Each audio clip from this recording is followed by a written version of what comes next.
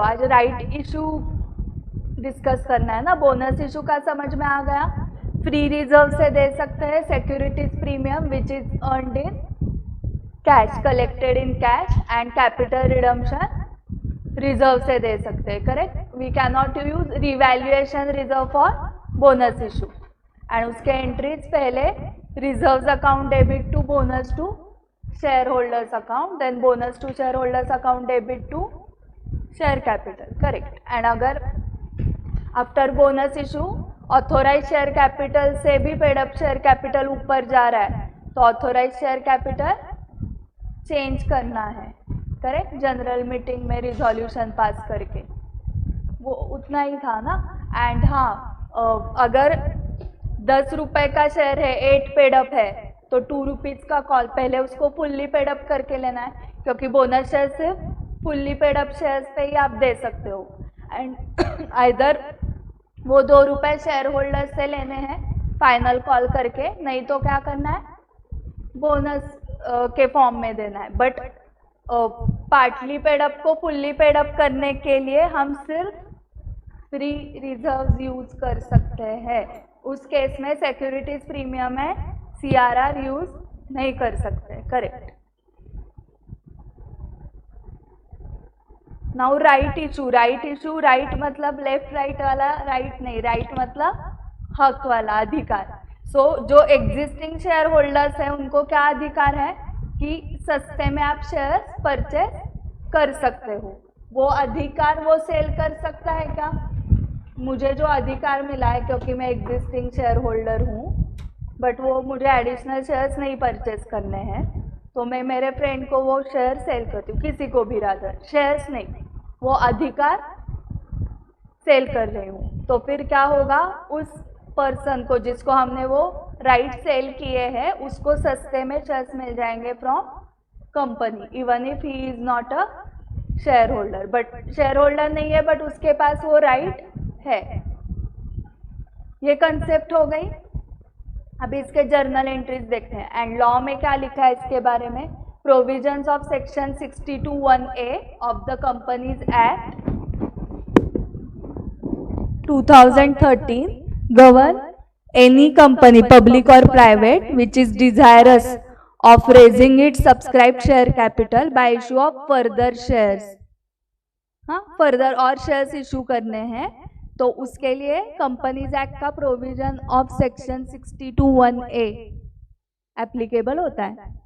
Whenever a company intends to issue new shares, the voting and governance rights of the existing shareholders may be diluted। क्या होता है, जो existing share holders के voting rights है वो dilute हो जाएंगे ना नए लोग आने के बाद। इसलिए वो क्या करते हैं, पहले एग्जिस्टिंग शेयर होल्डर्स को ही पूछते हैं आपको लेना है क्या। मे बी डाइल्यूटेड मतलब उनका जो वोटिंग राइट था वो डाइल्यूट होना, मतलब डाइल्यूट मराठी में विरघळणे। हाँ, तो यहाँ पर कहीं विरघळायचा प्रश्न नहीं, लिक्विड फॉर्म में कुछ नहीं है ना। तो डाइल्यूट होना मतलब कम होना, वोटिंग राइट और स्प्रेड हो जाएंगे ना। पहले 10 शेयर होल्डर ही है, अभी राइट शेयर्स हमने इशू नहीं किए तो नए 10 शेयर होल्डर्स आ जाएंगे, तो उनके नए दिमाग आ जाएंगे। सो इंस्टेड ऑफ दैट नए लोग आने की जगह जो एग्जिस्टिंग 10 शेयर होल्डर्स है उनको ही पूछो कि और शेयर्स आप परचेज करना चाहते हो तो, और 10 दिमाग लाएंगे तो 10 आइडियाज, फिर 10 कंफ्यूजन, फिर रिजोल्यूशन पास होना भी डिफिकल्ट होता है ना। ओके, सबकी परमिशन मिलना कितना डिफिकल्ट होता है पता है आपको। हमने क्लास में भी कोई फंक्शन अरेंज किया, कोई गेम्स की एक्टिविटी लेनी है हमें, तो सबकी परमिशन मिलना बहुत डिफिकल्ट होता है। तो जितने ज़्यादा लोग इन्वॉल्व होंगे उतना कंफ्यूजन बढ़ने वाला है। इसलिए पहले किसको पूछो, जो एग्जिस्टिंग शेयर होल्डर्स है उनको ही पूछो। तो क्या होता है, पर्सन उतने ही रहेंगे ना, ये 10 थे पहले, यही 10 और शेयर्स के लिए अप्लाई करेंगे। So it may happen because new share holders may subscribe to the issued share capital. Companies Act 2013 allows existing shareholders to preserve their position by offering those newly issued shares at the first instance to them. So companies act क्या allow करता है? Companies act 13 allows, किसको allow करता है? Existing share holders को to preserve their position by offering those newly issued shares at the first instance to them. पहले उनको पूछना है, वो बोले नहीं चाहिए हमें फर्दर शेयर्स, तो फिर आउटसाइडर्स को पूछना है. The existing share holders are given a right to subscribe this shares. उनको राइट मिला है, कंपल्शन किया है क्या हमने? नहीं. The existing share holders are given a right to subscribe this shares if they like. So option है. However, if they do not desire to subscribe these shares, they are even given the right to renounce it in favor of someone else. आपको नहीं चाहिए तो दूसरे को दे दो. फुकट में देंगे क्या वो, फ्री में? नहीं. Unless the articles of the company prohibit such a right to renounce. Unless is replaced by if not. So if the articles of the company does not prohibit, prohibit करना मतलब रोकना, and does not prohibit मतलब नहीं रोकना. If articles of the company does not prohibit such a right to renounce, does not prohibit मतलब ये allow कर रहा है. So आप कंपनी के आर्टिकल्स ऑफ एसोसिएशन ने परमिशन देनी चाहिए कि जो एग्जिस्टिंग शेयर होल्डर है उसको राइट्स नहीं चाहिए, राइट शेयर्स नहीं चाहिए, तो existing share holders can renounce that right to anyone else. Okay, ये परमिशन आर्टिकल्स ऑफ एसोसिएशन में होनी चाहिए.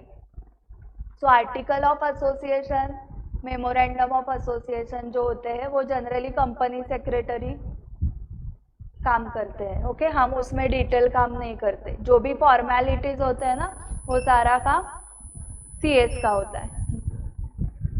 वैल्यू ऑफ राइट, उस अधिकार को हमें सेल करना है ना, तो सेल करने के लिए अमाउंट लगेगी उसकी.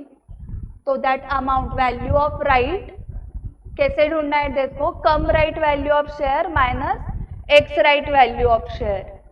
सो एग्जाम्पल थ्रू ही समझेगा वो cum right ex right. In nutshell, the existing share holders have a right to subscribe to any fresh issue of shares by the company in proportion to their existing holding for shares. They have an implicit right to renounce this right in favor of anyone else or even reject it completely. उनको क्या क्या right है देखो. पहले तो right है to subscribe to any issue, and वो subscription proportion में होगा. जैसे बोनस शेयर्स का होता है, 4 शेयर्स के लिए 1 बोनस शेयर मिलेगा, सेम राइट शेयर्स भी ऐसे ही प्रोपोर्शन में ऑफर होने वाले. तो पहला राइट है सब्सक्राइब करो. उनको नहीं सब्सक्राइब करना है तो रिनाउंस करो that right in favour of anyone else, मतलब ट्रांसफर या सेल कर दो. एंड तीसरा कुछ भी मत करो, और इवन रिजेक्ट इट कम्प्लीटली. मुझे रिनाउंस भी नहीं करना है उसको और सब्सक्राइब भी नहीं करना है. कंप्लीटली रिजेक्ट कर दिया मतलब कुछ नहीं करने का. ओके, 5 स्टार खाओ, कुछ मत करो ना. इन अदर वर्ड्स,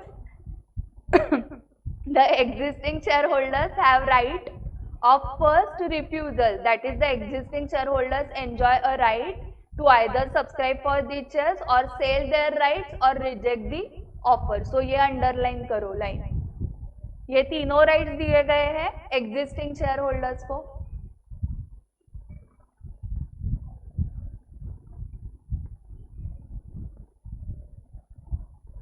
ये एग्जाम्पल पढ़ो, समझ में आ रहा है क्या? Assume a company makes a right issue of 10,000 shares when its existing issued and subscribed capital is 1 lakh shares. मतलब वो कैसे दे रहे हैं? 10 शेयर जिनके पास है उनको 1 राइट शेयर मिलेगा. This enables any shareholder having 10 shares to subscribe to 1 new share. Hence, X, an existing shareholder holding 1,000 shares, may subscribe to 100 shares as a matter of right. The existing share percentage of X was 1%. Existing share percentage. So देखो, total company के पास 1 lakh shares थे ना, उसमें से X के पास कितने थे? 1000. तो होल्डिंग परसेंटेज कितना हुआ 1000 अपॉन 1 लाख, मतलब 1% का होल्डिंग है किसके पास, एक्स के पास। If ex subscribe these shares, मतलब राइट शेयर्स जो उसको ऑफर हुए उसने सब्सक्राइब किया उसको, तो क्या होगा, if x subscribes these shares his percentage holding in the company will be maintained eight 1% only, क्योंकि राइट इशू का प्रोपोर्शन पता है आपको 1:10। सो उसके पास 1000 शेयर्स है तो उसको 100 और मिलेंगे ना। सो अभी उसका होल्डिंग हो गया 1100 एंड कंपनी के पास टोटल शेयर्स कितने इशू किए कंपनी ने 1,10,000, तो उसका होल्डिंग परसेंटेज सेम रहा।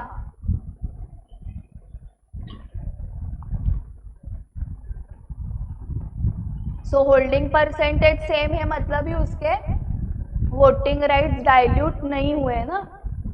पहले भी वो 1% का ओनर था, अभी भी 1% का ही ओनर है।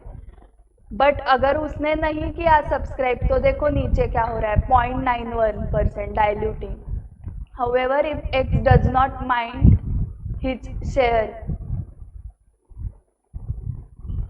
0.91% डाइल्यूटिंग, क्योंकि उसके पास होल्डिंग 1000 का ही रहेगा एंड टोटल कंपनी के शेयर्स हुए रहेंगे 1,10,000, क्योंकि एग्जिस्टिंग शेयर होल्डर्स ने नहीं बोला तो कंपनी किसके पास जाती है, outsiders, correct. He may renounce the right in favour of anyone else save Y, hence these 100 shares will be issued to Y at the insistence of x.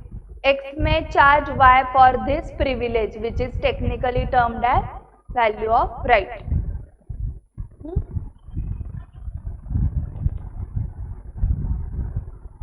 So right share से किसको protection मिल रहा है, existing share holders को, correct.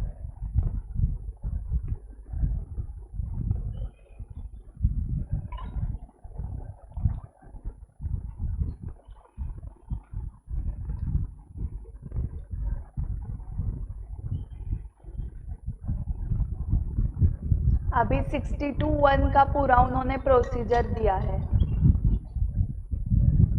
Law का, वो बाद में पढ़ते हैं।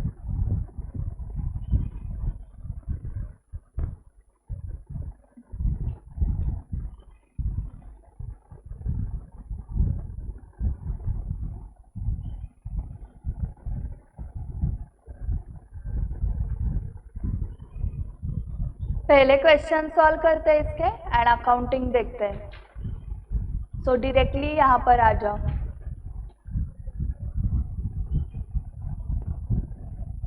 (11.133) page book value of a share. Book value of a share is equal to net worth as per books divided by number of shares.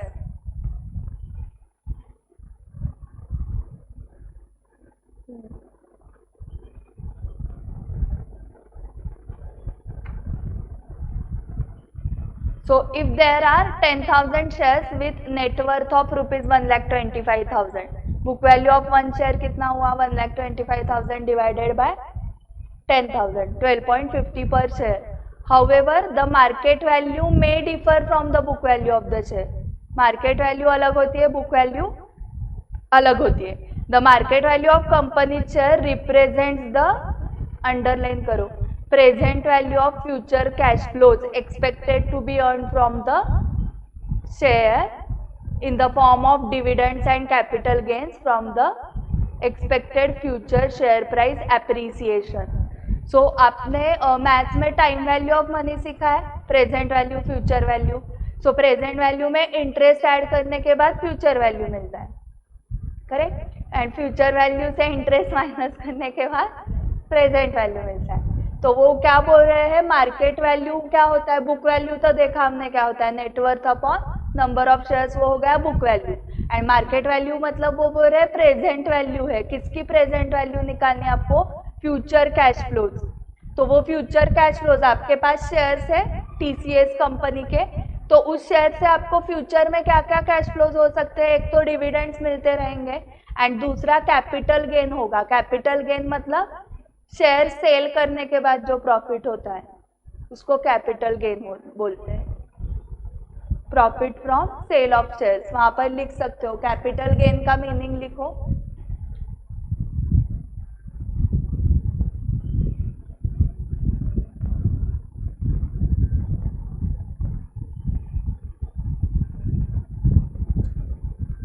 Capital gain मतलब हाँ, profit from sale of shares. तो ये भी inflow होगा ना, एक तो dividends मिलते रहेंगे एंड जब हम शेयर सेल करेंगे तब कैपिटल गेन होगा। ठीक है, और हमें ऐसे क्यों लग रहा है कि कैपिटल गेन होगा? We are expecting future share price appreciation. मतलब अगर हमने शेयर 120 रुपीज में लिया है तो हम क्या एक्सपेक्ट कर रहे हैं कि फ्यूचर में इस शेयर का प्राइस बढ़ेगा, एप्रिसिएशन होगा, ऐसे एक्सपेक्ट कर रहे हैं हम। और एक्सपेक्ट कर रहे हैं कि फ्यूचर में हमें क्या होगा? प्रॉफिट होगा। ओके, ये सब एक्चुअल अमाउंट्स नहीं है, ये एक्सपेक्टेशंस है। एंड उस एक्सपेक्टेड अमाउंट को हम क्या कर रहे हैं? Time value of money factor लगा के, डिस्काउंटिंग फैक्टर मतलब वो इंटरेस्ट का रेट लगा के फ्यूचर वैल्यूज को प्रेजेंट वैल्यू पे ला रहे हैं, which is market value of the share. तो वो डिफरेंट होती है एंड बुक वैल्यू डिफरेंट होती है। एग्जाम में क्या लगता है आपको? मार्केट वैल्यू दी जाएगी ना? हाँ, इंटरमीडिएट एंड फाइनल में कैलकुलेट करनी पड़ती है ऐसे। Time value of money chapter अच्छे से करो, वो आपको इंटर में लगने वाला है, फाइनेंशियल मैनेजमेंट में। The market price which exist before the right issue is termed as cum right market price of the share. देखो, राइट इशू अभी तक अनाउंस नहीं किया है कंपनी ने एंड हमारे पास टीसीएस के 100 शेयर्स है। उसकी मार्केट प्राइस क्या लेनी है आपको पर share?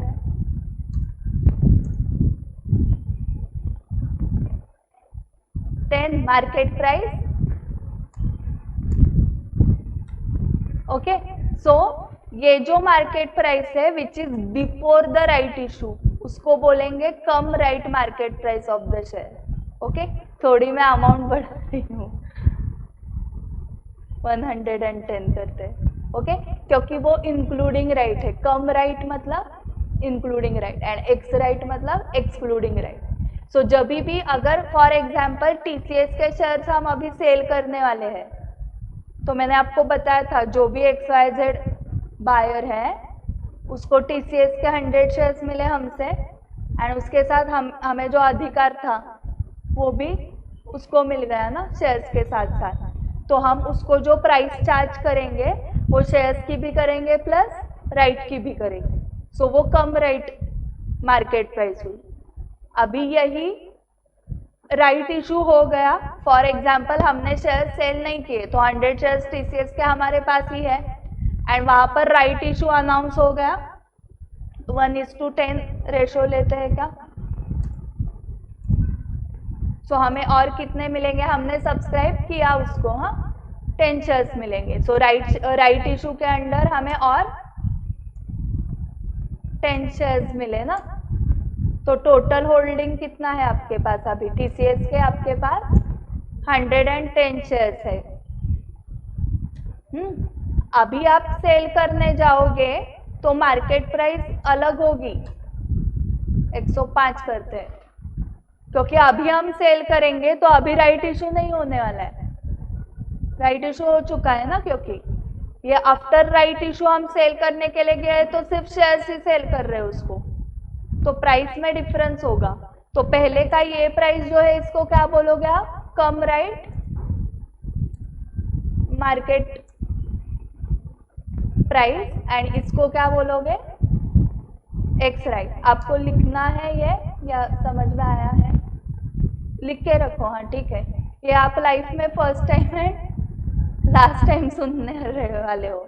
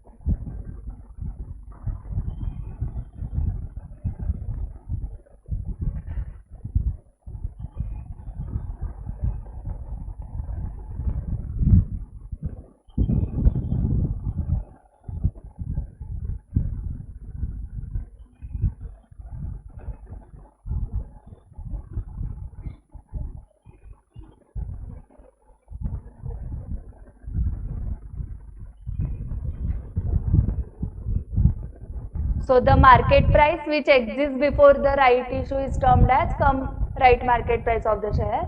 If the company decides to issue further shares, it may affect the market value of the share. Theoretically, the value of a company's share after a right issue must be the sum of market capitalization immediately prior to right issue and the cash inflows generated from the right issue. ये समझा कुछ? Okay.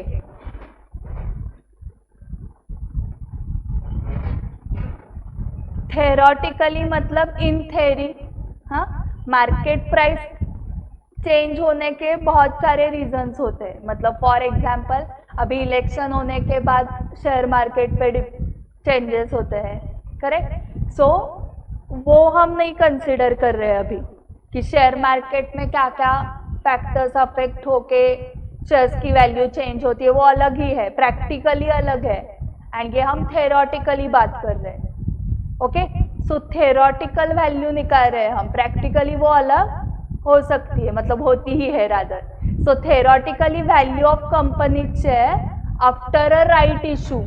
After a right issue मतलब क्या होगा? और shares के number of shares बढ़ गए होंगे, आपको और ज़्यादा पैसे आए होंगे.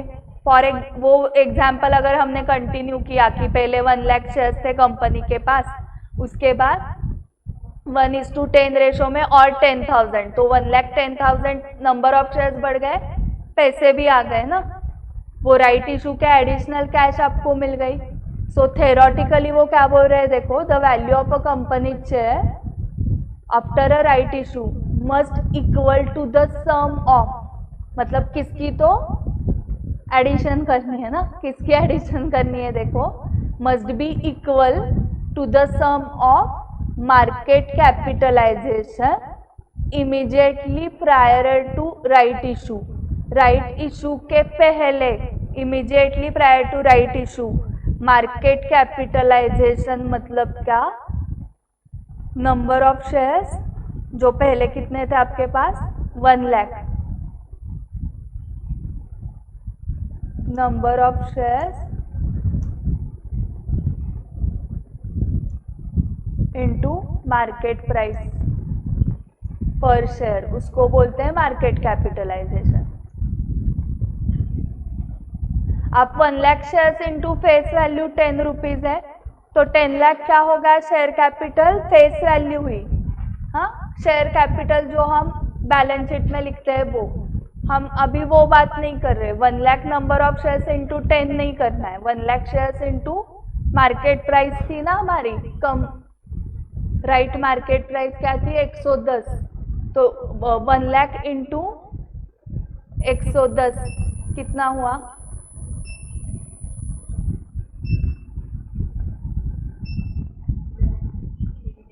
नहीं, 1 crore 10 लाख. हाँ, दिस इज मार्केट कैपिटलाइजेशन. इसमें और कुछ ऐड करना है आपको. ये जस्ट क्या हुआ? It is the sum of market capitalization immediately prior to right issue and cash inflow generated from right issue. Right issue 10,000 shares थे हमारे, एंड कितने पे हमने लिया नहीं था अमाउंट. सपोज कम प्राइस पे मिलता है ना, right issue is at lower price, 80 लेते हैं, समथिंग बिलो 110 लेना है. तो हमने यहाँ पर 80 लिया है, तो 80 इंटू 10,000 कितना हुआ? 8 लाख. तो इनका सम मतलब थेरोटिकल वैल्यू हो गई है, value of a company share. Normally, the further public issue to the existing shareholders are offered at a discounted price from the market value to evoke positive response as well as to reward the existing shareholders. मतलब वो बोल रहे हैं कि right issue generally क्या होता है? कम price पे होता है ना.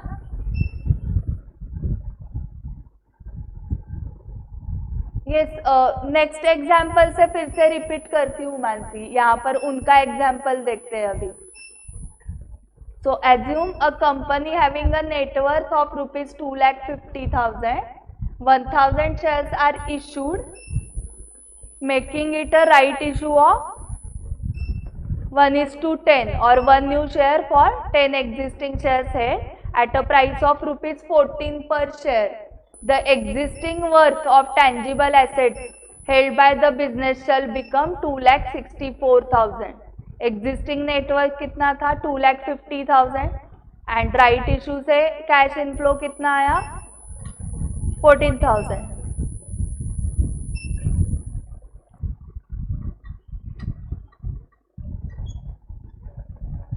Correct?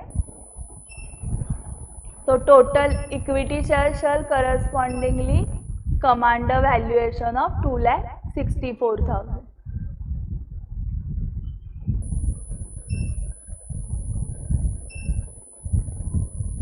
मानसी ये समझ में आ गया क्या? ये पैराग्राफ नेटवर्थ मतलब ही नेट एसेट्स होता है ना, एंड नेट एसेट्स मतलब एसेट्स माइनस लायबिलिटीज. अरे दोनों का एडिशन किया है मानसी, सिर्फ 2,50,000 plus 14,000 is equal to 2,64,000. 2,50,000 is net worth of the company and 14,000 कैसे आए? तुमने राइट इशू किया था ना 1,000 शेयर्स इंटू 14, वो 14,000 हुए. सो 2,50,000 प्लस 14,000. अभी तुम्हारे पास पैसे कितने हैं? 2,64,000. नेटवर्थ मतलब ही नेट एसेट्स मतलब ही कैपिटल ना. एसेट्स माइनस लायबिलिटीज क्या होता है? कैपिटल. तो पहले नेटवर्थ 2,50,000 था, मतलब पहले कैपिटल कितना था? 2,50,000. और राइट इशू किया आपने तो क्या हुआ? 14,000 पैसे आ गए ना. तो अभी आपका शेयर कैपिटल मतलब ही नेटवर्थ मतलब ही नेट एसेट्स 2,64,000 हुआ.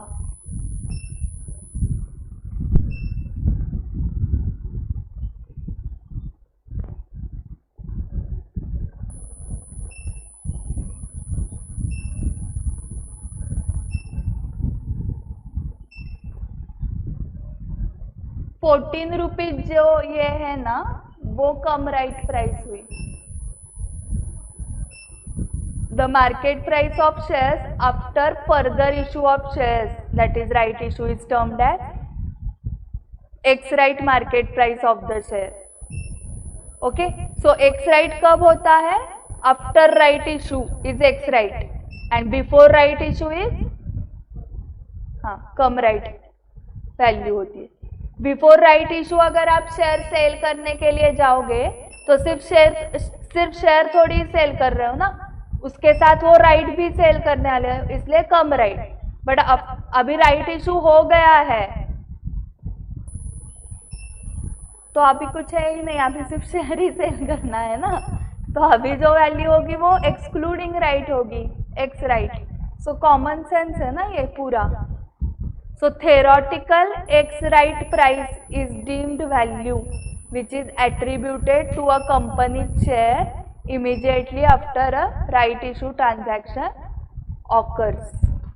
This price is going to prevail after the further issue of shares is executed. So this price is going to prevail मतलब going to remain, continue. ये एक्स राइट थेरोटिकल वैल्यू जो है वो रहेगी, वो continue होगी. This price is going to prevail, this price is going to continue. कब continue होगी ये? After further issue of shares is executed, मतलब ही फर्दर इशू मतलब ही right issue of shares is executed. क्योंकि वो एग्जीक्यूशन होने के बाद जो भी प्राइस आती है उसको हम एक्स राइट प्राइस बोलते हैं. So theoretical X right price is deemed value which is attributed to a company's share immediately after a right issue transaction occurs.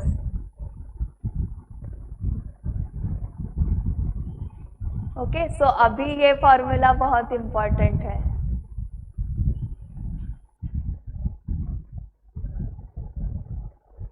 आपको क्या निकालना है? X right value of share निकालनी है.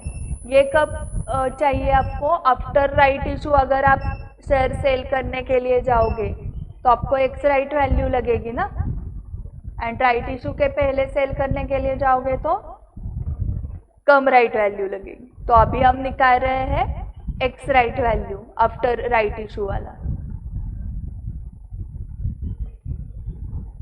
एंड यहाँ पर वैल्यू ऑफ राइट था। देखो आपने एक्स राइट वैल्यू निकाली, उसमें वैल्यू ऑफ राइट ऐड कर दिया तो कम राइट वैल्यू मिल सकती है। कम राइट से एक्स राइट लेस किया तो वैल्यू ऑफ राइट, मतलब इसमें ही खेलते रहना है। तो पहले ex right value of share कैसे निकालना है देखो, आप पढ़ो एंड इंटरप्रेट करो।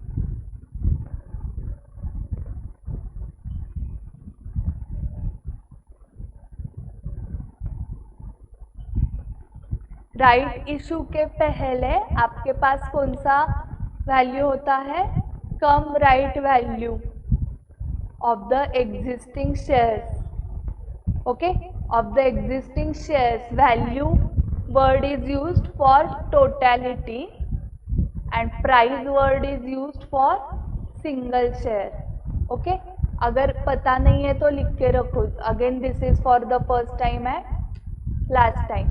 Price is term for single, हाँ, पर शेयर। मतलब हम शेयर प्राइस क्या है ऐसे बोलते हैं ना, इसकी इस बॉटल की प्राइस बताओ क्या है, ऐसे पूछते हैं ना प्राइस। एंड वैल्यू मतलब टोटलिटी, ओवरऑल आपके बिजनेस की वैल्यू क्या है, मतलब पूरे बिजनेस की। So value is term for, हाँ, टोटलिटी।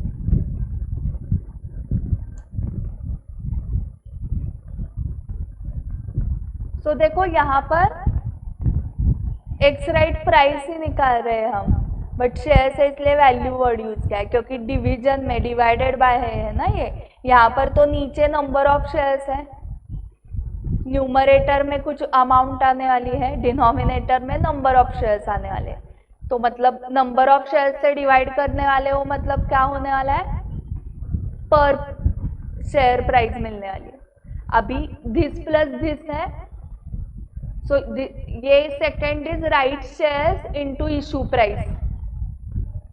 जैसे अभी के एग्जाम्पल में राइट शेयर्स 10,000 थे एंड इशू प्राइस थी 14 ना, सॉरी, राइट शेयर्स 1000 थे एंड इशू प्राइस 14 थी।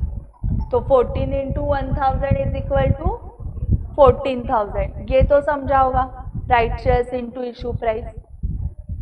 एंड इसमें आप ऐड क्या करने वाले हो, cum right value of the existing shares.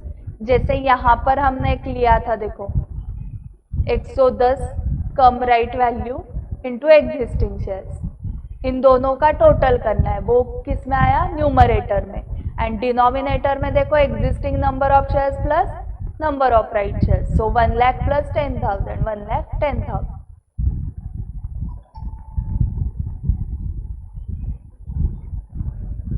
Okay, illustration 5 solve करो।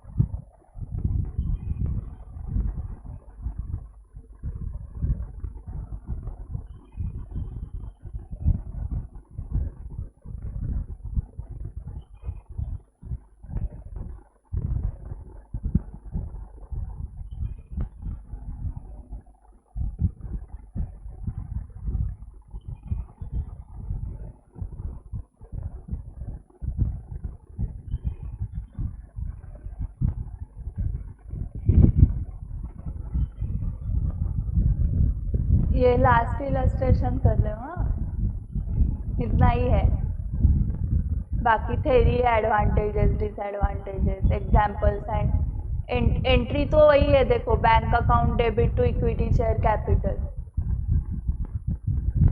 एंड एट प्रीमियम किया तो bank account debit to equity share capital to securities premium, entry same है। Illustration 5, calculate the value of right, what should be the ex right market price of a share. A company offers new shares of rupees 100 each at a 25% premium to existing shareholders on 1 for 4 shares. The cum right market price of a share is 150. So ex right value of share कैसे निकालनी है? cum right value of existing shares. So cum right value 150 थी, existing shares दिए नहीं है कुछ, but ratio क्या दिया है? 1 for 4, तो 4 लेना पड़ेगा। एंड राइट इशू में 1 शेयर मिलने वाला है एट 125 ना, तो ये न्यूमरेटर हुआ।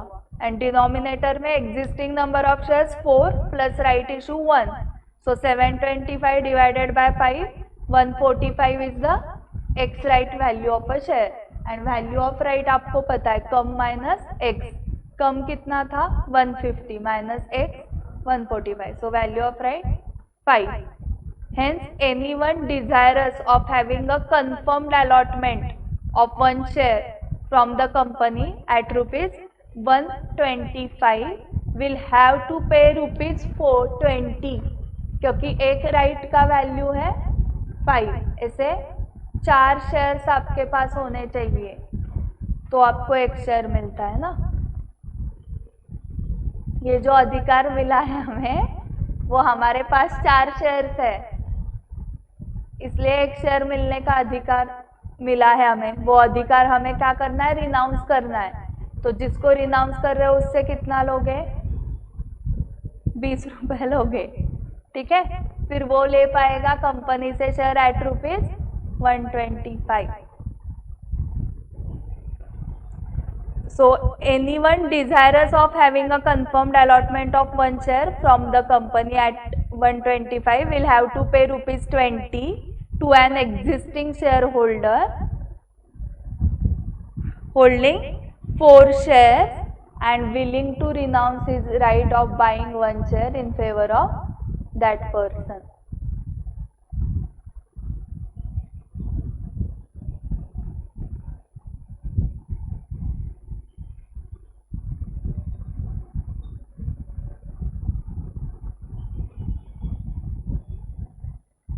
Now Mansi, you can solve practical question 4। आपको ब्रेक चाहिए तो लो, मैं ब्रेक ले रही हूँ। 4, 5, 6 एक्सरसाइज का आपको करना है तो करो, नहीं तो ब्रेक लो।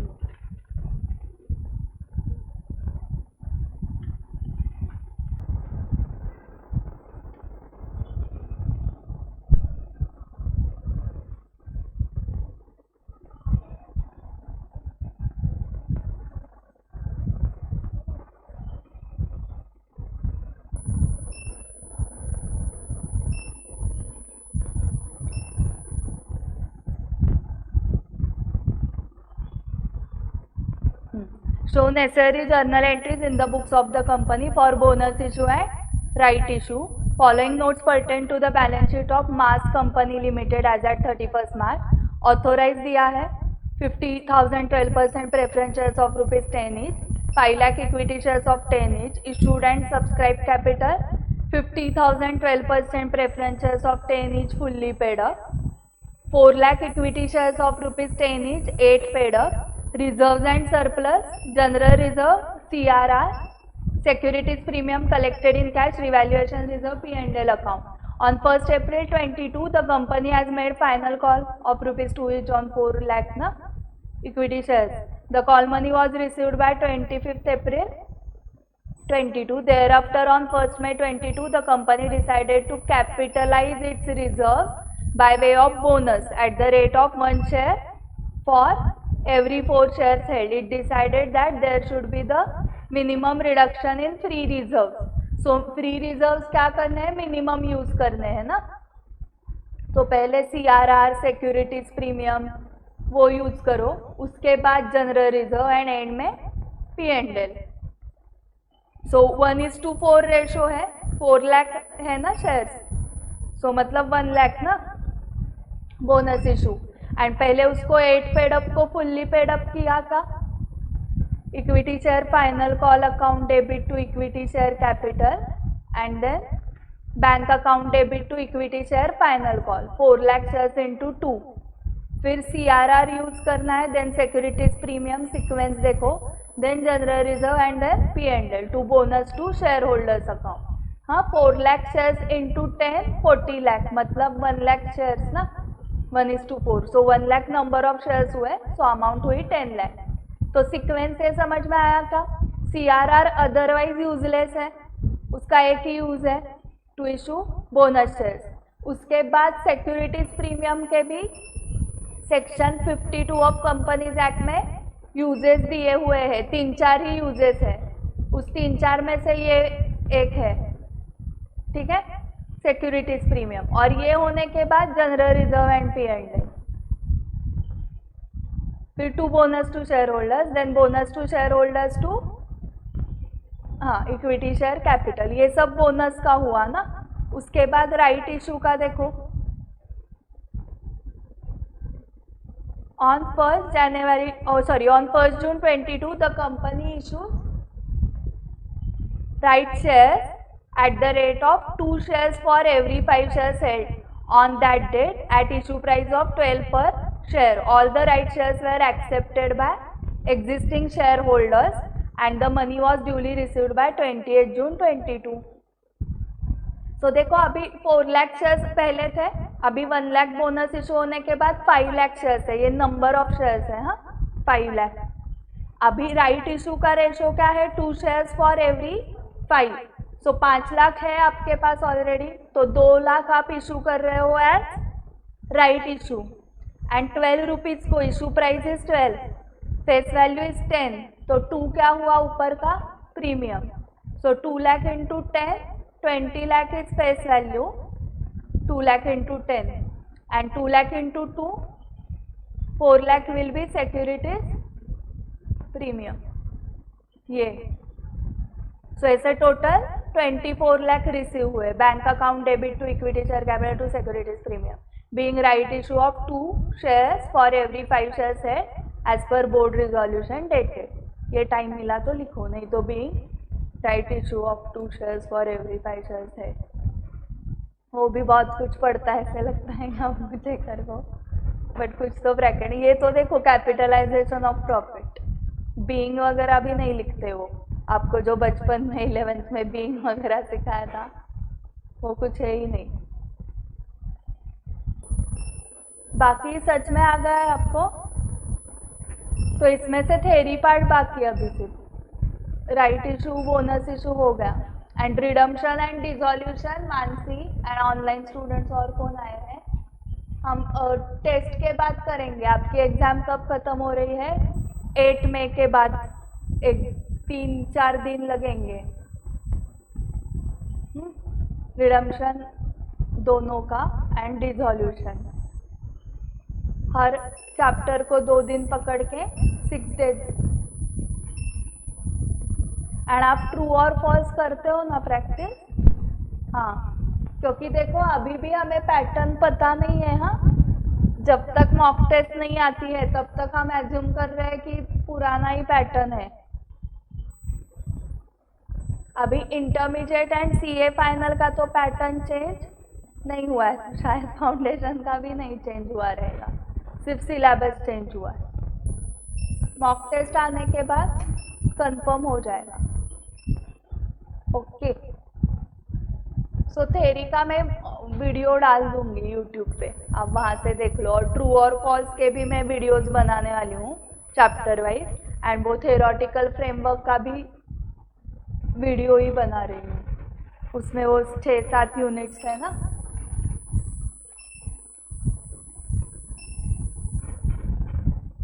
Yes, bye bye.